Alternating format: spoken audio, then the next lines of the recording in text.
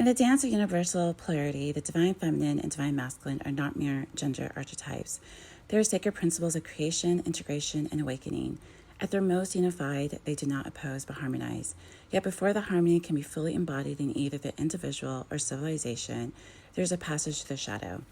The shadow, both personal and collective, is the unconscious and unspoken, the repressed. It is the energy of the pain that has not been seen. It is this distortion we create when we deny, suppress, or spiritualize our wounds instead of tending to them. The divine feminine in her true essence is a gatekeeper of the shadow realms. She is the archetype that moves downward and inward into the places most people would rather not look, the emotional underworld, the ancestral wounds, the racial hierarchies, the pain of separation, and the imprints of colonization. As above, so below, as within, so without. What appears on the external stage, oppression, supremacy, exploitation, is a mirror to the collective internal disconnection. The divine feminine's sacred task is to feel, to witness, to cleanse, and to return the shadow to light, not just for herself, but for all. In this current epoch, her initiation is planetary. This is why the true feminine path is not only about softness and nurturing, it is about fierce truth-telling and shadow alchemy. She does not bypass, she descends. She moves into the astral field where trauma has left its imprint and where false gods and systems of control have hijacked the dreamscape of humanity. She travels through the darkness not to dwell there, but to liberate what has been trapped within it. One powerful example of the sacred work, though unspoken and often anonymous, is when a woman walks through the invisible course of planetary injustice, karmic debt, and ancestral griefs to heal at the level of consciousness itself. She might do this through dreams, through prayer, through room work, through grieving, or by consciously witnessing the suffering of others as if it were her own. She absorbs nothing. She transmutes everything. In doing so, she becomes a living portal of transmutation, alchemy.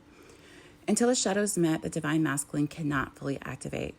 If the feminine is the night in the ocean, the masculine is the clarity of daybreak.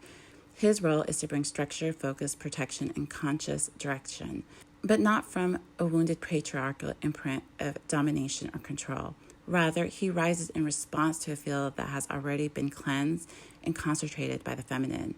His activation is only possible when there is truth. Currently, humanity is in a massive collective shadow purge. What we are seeing through the rise of extremism, colonization, genocide, white supremacy, and system of control is the epoch of distorted masculine energy that has not yet faced its shadow.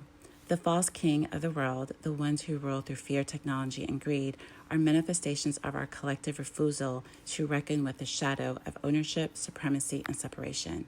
The divine feminine is healing this now through embodiment, through awareness, through action, through spiritual authority rooted not in domination but in sovereignty.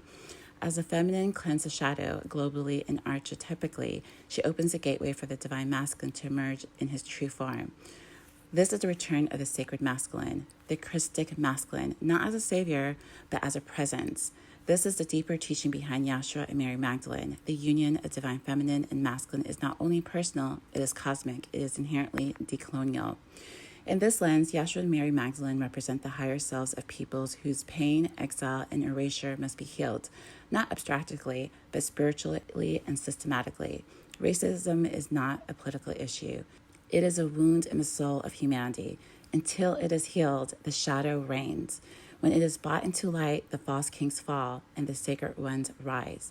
This is the alchemy of now, balancing. As the shadow clears, the grid shifts. The tree of life reigns. The feminine anchors the new foundation. The masculine walks forward to build upon it. And together, they birth a new earth, not through force, but through unified resonance. This is Makalesi. Thanks for listening. Peace.